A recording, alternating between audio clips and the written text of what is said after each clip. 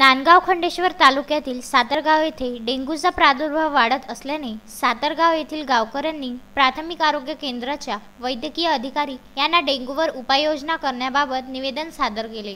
कोरोनाच्या पार्श्वभूमीवर शासनाने दिलेल्या निर्देशाप्रमाणे आरोग्य विभाग व ग्रामपंचायत पातळीवर गावातील स्वच्छता करण्याबाबत आदेश दिले होते, मात्र प्रशासक गावातील विकास कामाकडे दुर्लक्ष करीत आहे। त्यामुळे आता गावात बऱ्याच ठिकाणी घाणीचे साम्राज्य पसरले आहे, ज्यामुळे डेंग्यू सारख्या आजाराचा प्रादुर्भाव वाढत आहे। गावात वाढणारा डेंग्यूचा प्रादुर्भाव थांबविण्यासाठी आता प्राथमिक आरोग्य केंद्रालाच काही उपाययोजना करण्याबाबत निवेदन सादर केले। यावेळी सातरगाव येथील गावकरी सचिन तंबाखे, सुजित मेश्राम, उमेश नगराडे, अनिकेत मेश्राम, राणी अंबुलकर, पवन अंबुलकर, सुमित काकडे व मोठ्या संख्येत गावकरी उपस्थित होते।